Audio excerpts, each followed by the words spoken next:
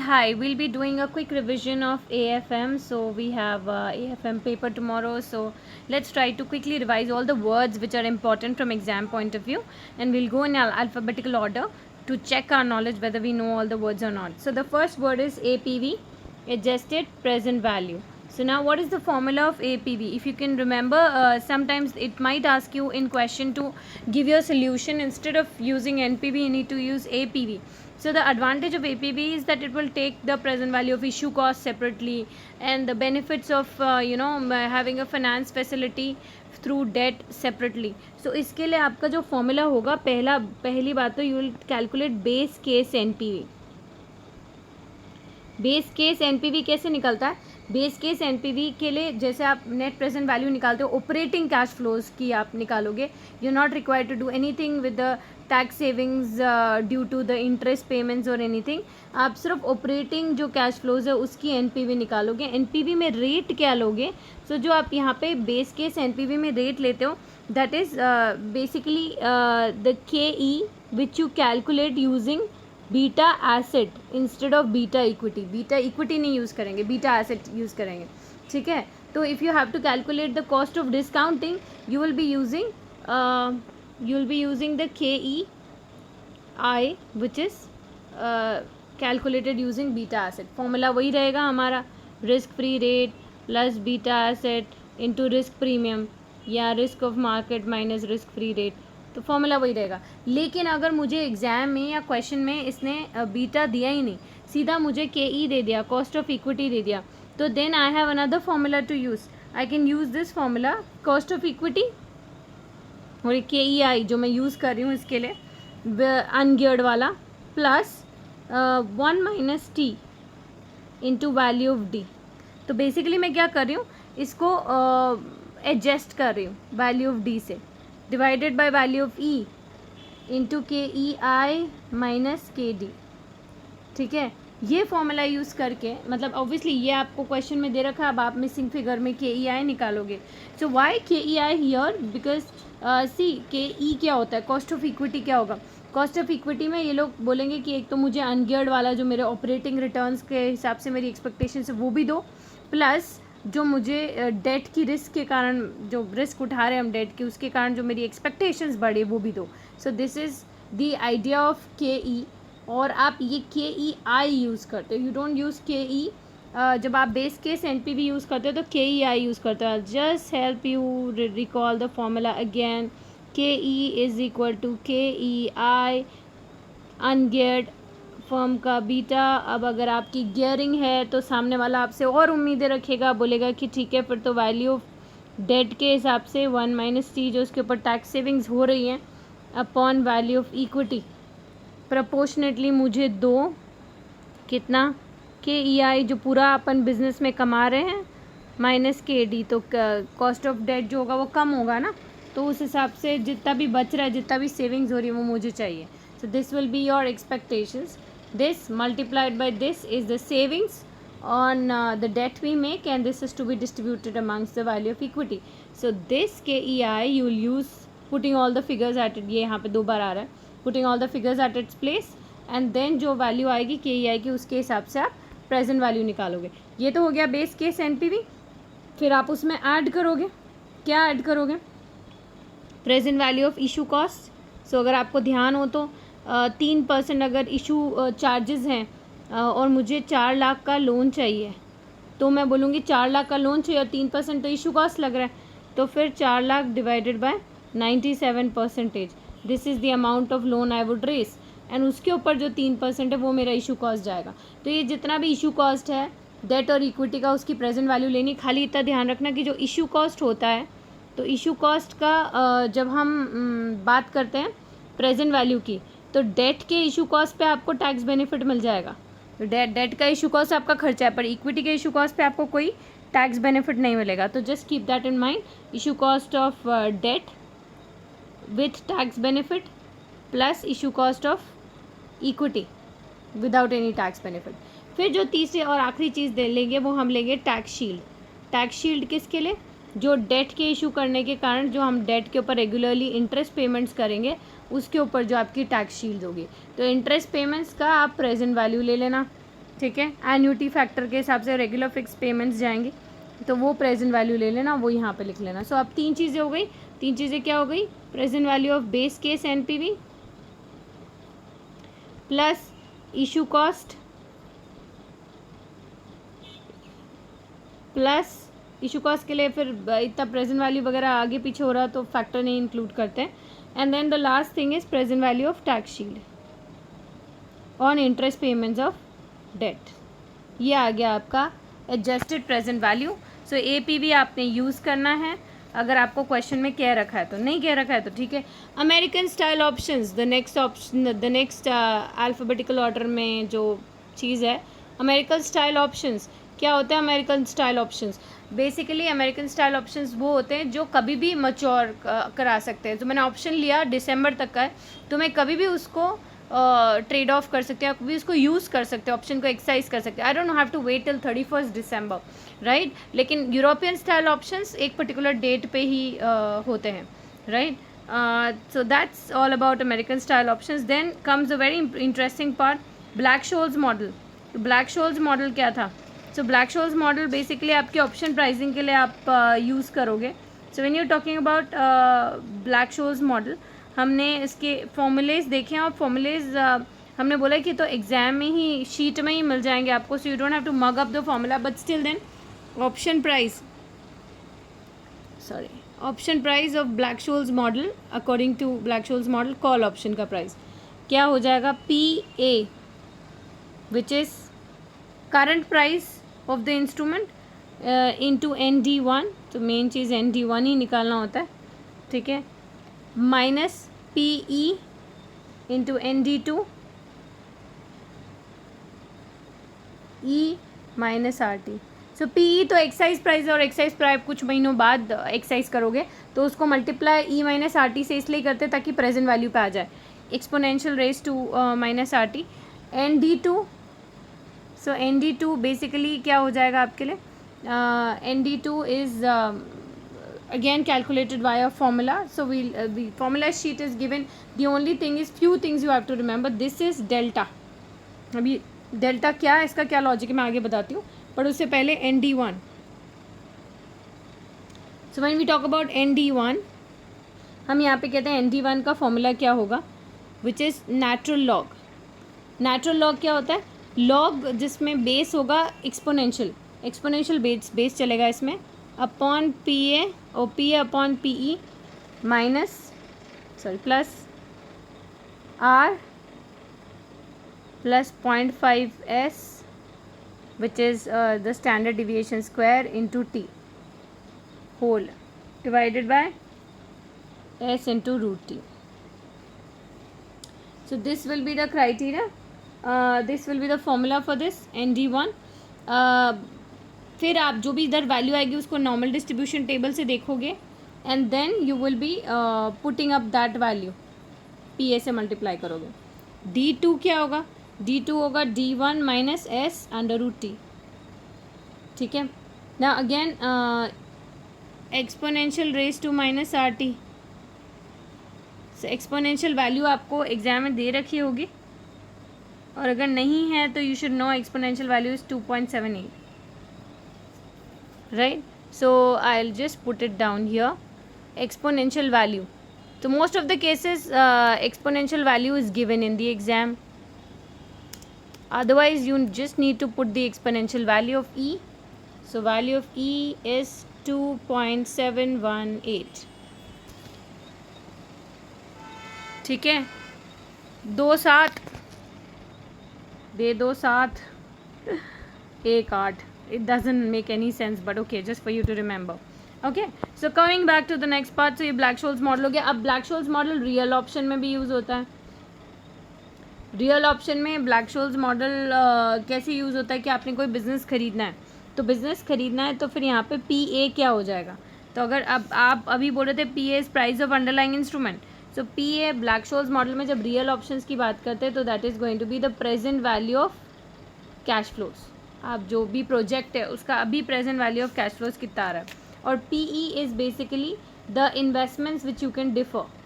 तो आपको बोल रहे 3 साल बाद ये इन्वेस्टमेंट कर सकते हैं, चाहे तो 4 साल बाद कर सकते हैं, सो PE will be that. Okay, now what is basically delta? Delta इस केस में डेल्टा हेज की बात करते हैं, तो डेल्टा तो हमें पता है कि डेल्टा इज़ बेसिकली ND1। तो डेल्टा हेज क्या हो जाता है? Delta hedge basically talks about change in option price. Option price में कितना चेंज आएगा? Due to change in underlying security, underlying asset.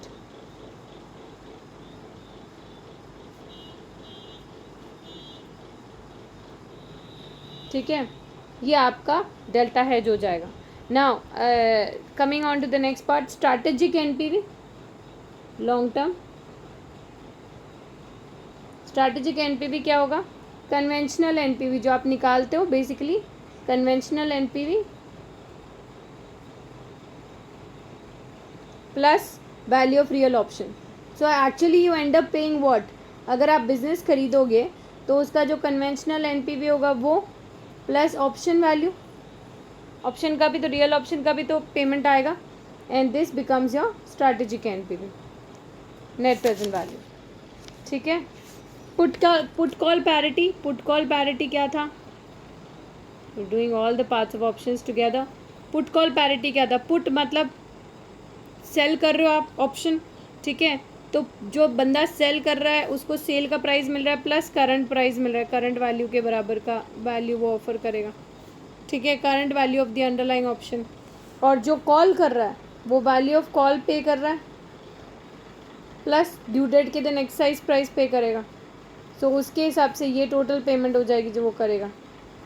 So that is the put call parity. और यहीं से आपका फॉर्मूला आता है कि ऑप्शन, पुट ऑप्शन का वैल्यू क्या हो जाएगा? Call plus excise minus current, है ना, यही आपका फॉर्मूला था इसका। So this becomes a part of put call parity.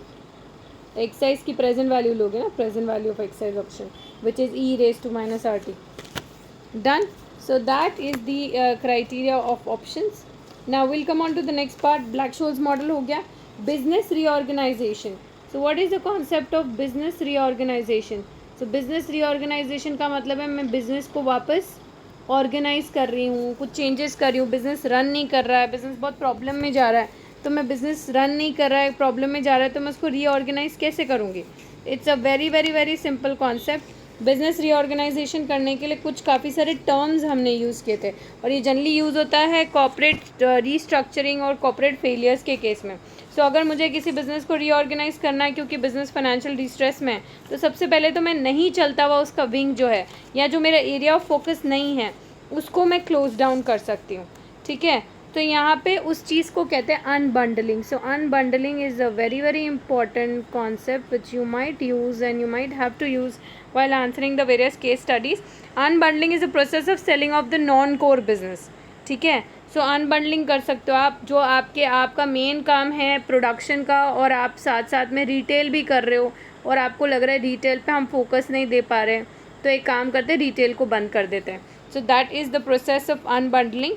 तो और इसमें और क्या क्या कर सकते हो when you are talking about reconstruction? सबसे इम्पॉर्टेंट चीज़ बिजनेस ऑर्गेनाइजेशंस की होती है MBOs, management buyouts. So management को बेच सकते हो एक विंग, या लेवरेज बायआउट। लेवरेज बायआउट मतलब जो भी बंदा खरीद रहा है मेनली डेट लेकर, लोन लेकर खरीद रहा है, या एम्प्लॉय बायआउट, तो एम्प्लॉय बायआउट में एम्प्लॉय खरीद रहा है। तो इसमें क्या है, जो लोग ऑलरेडी बिजनेस से जुड़े हुए हैं वो खरीद रहे हैं, तो उनको आइडिया है बिजनेस को कैसे रन करना है। So and then if you are getting a good deal then why not, okay. Then we come on to the call option. हमने अभी ऑप्शन देखे। Clientele theory. So what is clientele theory? Clientele theory dividend theory को लेकर है कि अगर आपने dividend कम कर दिए, ट्रेडिशनल थ्योरी जिसको हम कहते हैं, डिविडेंड कम कर दिए तो डिविडेंड हैव सिग्नलिंग इफेक्ट, तो दैट माइट सिग्नल कि यार कंपनी बुरी चल रही है। प्लस एक जो इन्वेस्टर होता है he might prefer current profits to future gains. Discuss किया था हमने that one bird in hand is much better than two birds in bush. So एक ये चीज़ हो सकती है, प्लस उसकी टैक्स प्लानिंग इफेक्ट हो सकती है क्योंकि capital gain tax is much higher as compare to the normal tax. ठीक है, that is one thing. Corporate failures हमने देखा, how can you deal with corporate failures, अभी मैंने डिस्कस किया। Management buy outs, employ buy outs, ठीक है, all these are ways of dealing with corporate failures. Currency options में basically अगर मैं करेंसी ऑप्शंस की बात करूँ या मैं इंटरेस्ट ऑप्शंस की बात करूँ, so in that case you are buying the options to either put or to call. ठीक है, आप ऑप्शंस पुट ऑप्शन ले रहे हो, बाय ऑप्शन ले रहे हो, दैट यू विल सी. तो अगर आप इसको स्टैंडर्ड मार्केट में ऑप्शंस ले रहे हो तो you can sell it of, पहले बाय किया तो बाद में सेल कर दो एंड सो ऑन. सो ये करेंसी ऑप्शंस थे. Currency options will give you the right not the duty to exercise them or not on the due date. तो फिर आप देख लेना ड्यू डेट के दिन एक्साइज करना है कि नहीं. Dividend debt capacity. Debt capacity क्या होता है, कितना आपका डेट लेने का कैपेसिटी है. तो स्पेशली जब आप management buy leverage buy outs discuss कर रहे हो तो वहाँ पर जो भी बाय कर रहा है उसकी डेट कैपेसिटी देखना ज़रूरी है. लोन मिलेगा कि नहीं मिलेगा, सिक्योरिटी के लिए क्या ऑफ़र कर सकते हो. ठीक है, बहुत सारी मल्टीपल चीज़ें हैं. Is there something to offer for security or not. Then we come on to dividend capacity. Dividend capacity में दो चीज़ें आ जाती है, कैश फ्लोज कितने अवेलेबल हैं और रिटेन अर्निंग्स कितनी अवेलेबल है to give the dividend. So you have to check both of them to check the dividend capacity. Then dividend irrelevancy theory. So dividend irrelevancy theory क्या होती है? ये आपका M&M थ्योरी कहता है कि डिविडेंड इररिलेवेंट होता है, कितना भी दोगे कोई फ़र्क नहीं पड़ा है सामने वाले को, right. Dividend policy. What is dividend policy? आपकी क्या डिविडेंड पॉलिसी है, how do you give the dividend. You give a fix percentage dividend और there is a fix pay out ratio. तो वो सारी डिविडेंड पॉलिसी में आती है. Double taxation, DTA agreements. If you remember we have DTA agreements with various countries. तो अगर DTA agreement है उस कंट्री के साथ तो मैक्सिमम टैक्स लगेगा. If you remember that US में टैक्स रेट चल रही है 10%, UK में टैक्स चल रही 33%. आप US में बिजनेस कर रहे हो तो आप एक ही मैक्सिमम रेट पे करोगे. You will not and up paying 43%. If these two countries have DTA तो आप 33 पे करोगे. आप क्या करोगे, जब US में कमाओगे तो वहाँ तो 10% पे करके आओगे और जो बचा हुआ डिफरेंस है वो 23% यहाँ पे करोगे. So if two countries have DTA you will be paying the maximum rate. दोनों में से जो मैक्सिमम रेट होगी वो पे करोगे, right.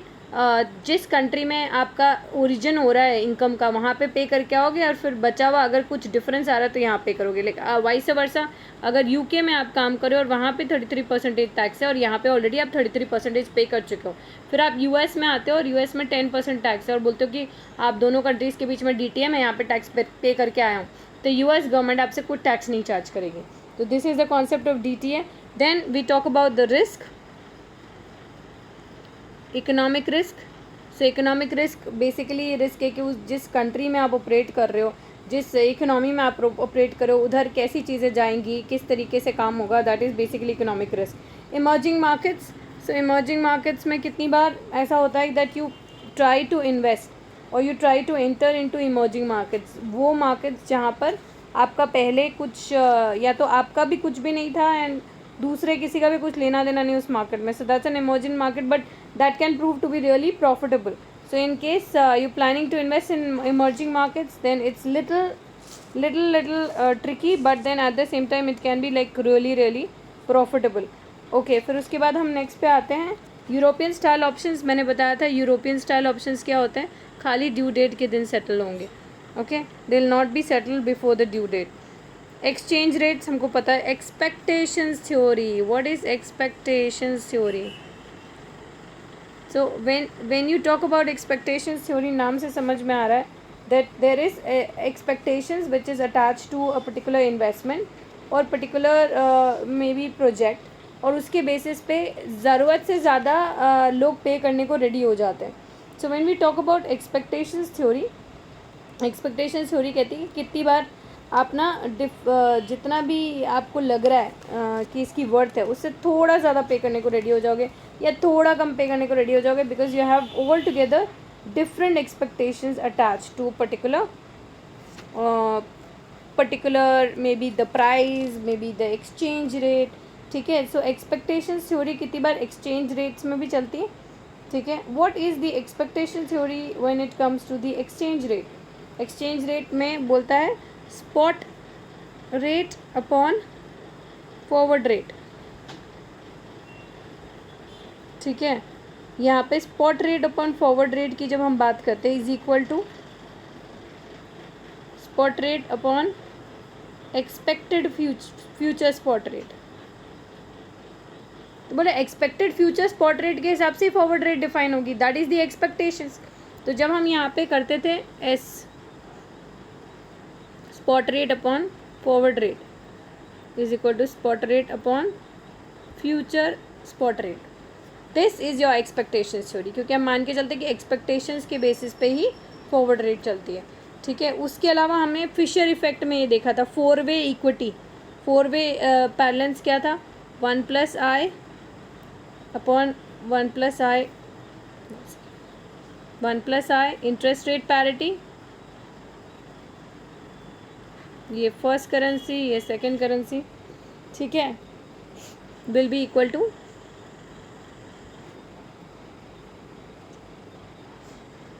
S, right. So this is basically the parity, interest rate parity theory.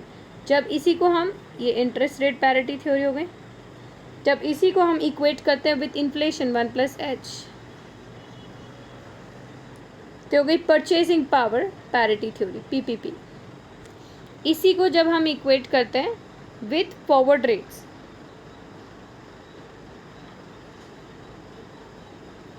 तो ये हो जाती है आपकी expectations theory. I hope this is clear now. So we actually in Fisher's effect we have 4-वे बैलेंस थ्योरी। जब हम इन दोनों को इक्वेट करेंगे, this is known as Fisher's effect, क्योंकि रिपल्स हो रही है, एक चीज़ डिस्टर्ब हो रही है तो दूसरी चीज़ भी डिस्टर्ब हो रही है, right. So this is your Fisher's effect, this is your 4-वे balance theory. Equating this to is interest rate parity theory, equating this to is purchasing power parity theory, and equating this to is expectations theory. Done. So then we come on to the next part. So yeah, still at E. F words पे आते हैं, financial reconstruction. Basically financial reconstruction क्या होगा? Financial reconstruction, you're making an effort to rebuild the company, so you might negotiate with the debts, you might negotiate with the equity, you might try to bring about some change within the organization, so that might lead to financial reconstruction. So जब हम financial reconstruction की बात करते हैं, हम basically एक ऐसी situation discuss कर रहे हैं जहाँ पे company would try to maybe improve the capital mix and debt equity ratio. So basically main concentration is on the debt equity ratio while reconstructing a business. Okay, then there is fiscal risk. What is fiscal risk? So when we talk about fiscal risk, एक किसी भी एक strange एक different market में आप operate कर रहे हो, you're starting your business in a बिल्कुल completely different market, so there are various kinds of risk you have to face, and generally I give an abbreviation of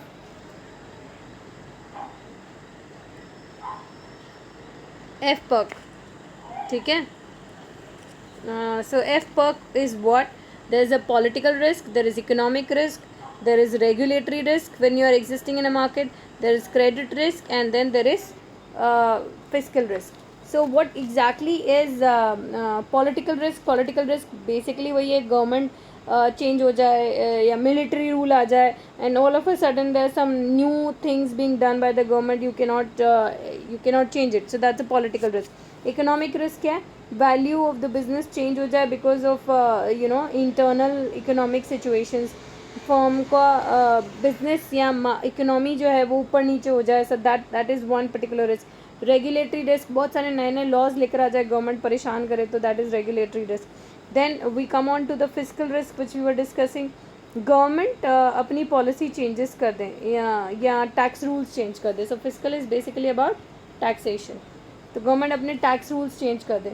credit risk basically वो तो हमारी risk नहीं होती, हमारा lender bear करता है कि हमारी जो क्रेडिट वर्दीनेस है वो गड़बड़ हो जाए, ठीक है, तो ये क्रेडिट रिस्क होती है कि कितनी क्रेडिट रिस्क ऊपर नीचे हो जाए, मार्केट में आपको लेकर क्या चीज़ें फैलें और आपका क्रेडिट वर्दीनेस कैसे इफेक्ट हो। Then we have future cash flows and free cash flows.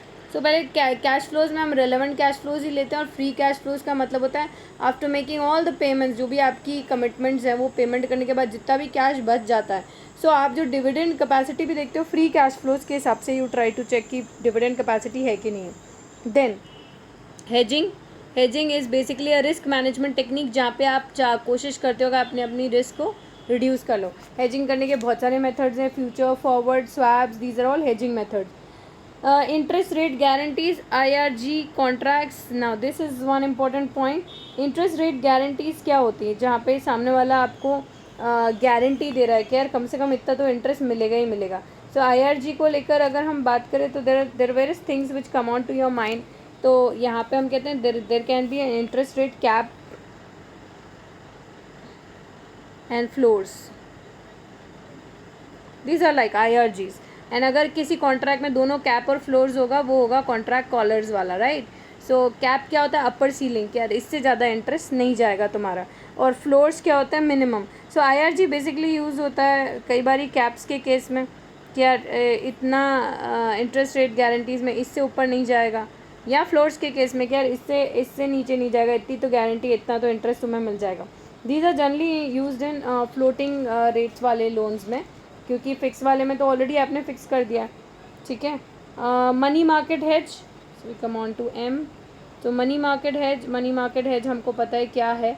Money market hedge में आप instead of going in for the conventional options like futures, forwards options, आप को अगर कोई पेमेंट आने वाली है US में तो आप अभी से लोन ले लेते हो ताकि जिस दिन वो पेमेंट आए उस दिन ये लोन ड्यू हो जाए और US में पेमेंट हो जाए।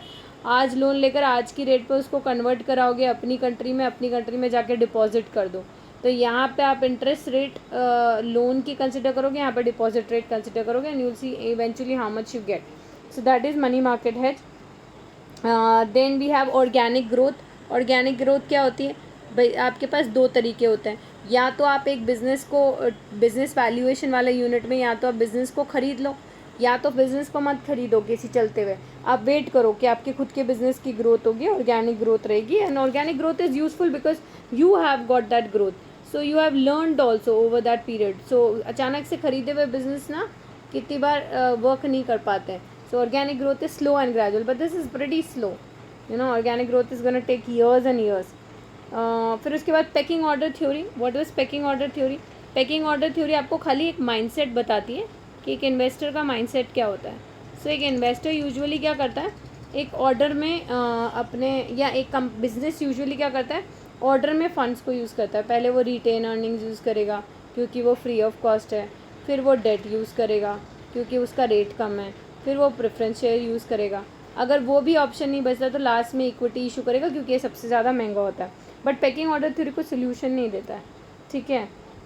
Then we have purchasing power parity. मैंने आपको बताया था purchasing power parity, PPP basically क्या बोलता है, S0 upon forward rate is equal to दूसरी घंटे का rate is equal to inflation. Name it as A, B, whatever you want to say, ठीक है। फिर रैचेट पैटर्न। रैचेट पैटर्न अगर आपको ध्यान हो तो रैचेट पैटर्न क्या था? रैचेट पैटर्न ये था कि आपका ना अर्निंग्स तो इस तरीके से जा रहा है, ये आपका अर्निंग्स का ग्राफ है, पर एक समझदार कंपनी अपना डिविडेंड जो है वो इस तरीके से रखने की कोशिश करती है। तो क्या कर रही है, इसमें इसकी अर्निंग्स बहुत ज़्यादा है फिर भी वो डिविडेंड कम बांट रही है ताकि वो सेव करे। तो देखो डाउन टाइम आया तो भी उसने डिविडेंड हाई कर दिया। सो रैचेट पैटर्न में a company would try to maintain the dividend curve graph in this form, कि स्टेप लैडर फॉर्मेट में ऊपर जाता जा रहा है भले अर्निंग्स उसकी कितनी अनस्टेबल है।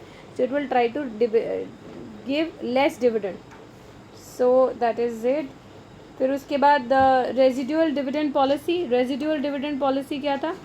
जितना आपका बचा कुचा है after all the positive NPV projects, जो बचेगा उसको आप डिविडेंड के फॉर्म में बांट देना। तो डिविडेंड पॉलिसी में बहुत सारी पॉलिसी थी, उसमें एक ये था। Then okay, then risk framework. Risk framework में हम कौन सा मॉडल यूज़ करते हैं रिस्क मैनेजमेंट के लिए? तारा मॉडल। तो तारा मॉडल क्या था? तारा मॉडल है कि अगर आपको लग रहा है कि रिस्क है तो you can either transfer it, insurance वगैरह करवा लो, you can either accept it, कुछ भी मत करो, बैठे रहो, डिबेट करो, कभी कुछ प्रॉब्लम आएगा तो तब देखेंगे। यू कैन रिड्यूस इट और मिटिगेट इट, और रिड्यूस करने के क्या क्या तरीके, हेजिंग कर लिया, डाइवर्सिफिकेशन कर लिया, या कुछ और चेंजेस कर लिए बिजनेस में, ठीक है, मिटिगेशन कर लिया। A stands for avoid, contract ही मत करो, बहुत रिस्की लग रहा है तो just avoid the contract completely. Okay, then coming on to script dividends. Script dividends क्या है? कंपनी को डिविडेंड बांटने पर कंपनी के पास कैश नहीं है, तो कंपनी क्या करती है? बोनस शेयर दे देती है. So that is instead of dividend company gives bonus share. तो जनरली आप प्रॉफिट अकाउंट या रिटेन अर्निंग्स यूज़ कर रहे हो, भले आपके पास प्रीमियम नहीं भी है, तो आप रिटेन अर्निंग यूज़ करके बोनस इशू दे दो. These are script dividends. Share repurchase schemes. Share repurchase schemes buy back होता है. तो बाय बैक में आप क्या करते हो, क्यों करते हो? कि जब आप इंटरनल रिकन्स्ट्रक्शन कर रहे होते हो, तो आपका ईपीएस और डीपीएस बढ़ाने का ये तरीका है कि जो वेस्ट फंड्स है, जो यूज़ नहीं आ रहे, उसको बाय बैक कर लो. तो अपने आप आपका ईपीएस एंड डीपीएस बढ़ जाएगा और कंपनी का फिर शेयर प्राइस मार्केट में अपने आप ही बढ़ जाएगा. Static trade off theory. Static trade off theory कहती है कि जब हम डेट इशू करते हैं तो डेट के खुद के कुछ बेनिफिट्स होते हैं. क्या बेनिफिट्स होते हैं? लो कॉस्ट होता है, ठीक है. फिर उसके बाद this is how they use. So low cost होता है डेट का. उसके पर टैक्स सेविंग्स होती हैं. तो बहुत सारे डेट के ये बेनिफिट्स हो जाते हैं. बट देन रिस्क बढ़ जाती है, फिर इक्विटी एक्सपेक्टेशंस बढ़ जाती है. तो स्टैटिक ट्रेड ऑफ थ्योरी कहती है कि यार इसके जितने बेनिफिट्स हैं ना, वो अपने आप ही ट्रेड ऑफ हो जाते हैं, क्योंकि यहाँ पे 2 फ़ायदे हो रहे हैं तो 2 नुकसान भी हो रहे हैं, कि रिस्क भी बढ़ी है और इक्विटी के एक्सपेक्टेशंस भी बढ़े, because the risk is going up. So that is the idea of static trade off theory. Then we have trade barriers. Okay, so the various trade barriers in every organization or every business. तो वहाँ पे trade barriers कितने हैं, किसी और country में जाना है उसमें कितने ट्रेड बैरियर्स हैं, वो आपको चेक करना पड़ेगा before considering a business proposal. Transfer pricing. Transfer pricing is one department charges to another. और ये हमने इंटरनेशनल उसमें देखा था कि अगर मैं इंडिया में मेरी एक ब्रांच है और मेरी एक यूएस में ब्रांच है, तो मैं देखूंगी कि कहाँ पे मुझे टैक्स सेविंग्स हो रही हैं. सो इंडिया में अगर टैक्स बहुत ज़्यादा है और इंडिया वाला मंगवा रहा है, so India might and up paying. Transfer price मैं हाई सेट कर सकती हूँ ताकि इसका खर्चा ज़्यादा दिखे और इसका टैक्स लो हो जाए. और यूएस में तो टैक्स वैसे भी लो है, तो इसमें इनकम ज़्यादा भी आई तो भी टैक्स पे इतना कोई फ़र्क नहीं पड़ेगा. ठीक है. So that was the transfer pricing thing. Unbundling. Unbundling मैंने अभी डिस्कस किया. अनबंडलिंग क्या है? अनबंडलिंग में बेसिकली जो आपका नॉन कोर बिजनेस होता है उसको आप बंद करने की सोच देते हो. ये आप कॉर्पोरेट रीस्ट्रक्चरिंग में करते हो. WTO, world trade organization. So there are few things regarding the organizations also you need to understand, क्योंकि कुछ क्वेश्चंस में WTO, IMF के बारे में बातें कर रखी हैं. Chapter number 1 gives you a detail of all this. So when we talk about WTO, world trade organization, तो बेसिकली वर्ल्ड ट्रेड ऑर्गेनाइजेशन का पर्पस क्या है? World trade organization as a purpose of ensuring free trade. Trade barriers हटाने की कोशिश करती है कि एक कंट्री दूसरी कंट्री से आराम से ट्रेड कर सके. फिर IMF, international monetary fund, basically fund flows के बारे में इंश्योर करता है कि मनी इधर से उधर आराम से फ्लो कराओ. So both of them have different purpose and your answer should be keeping in mind those things. So I hope this quick revision thing helps you out a little bit. Okay, and all the best for your exam. Take care. God bless. All the best.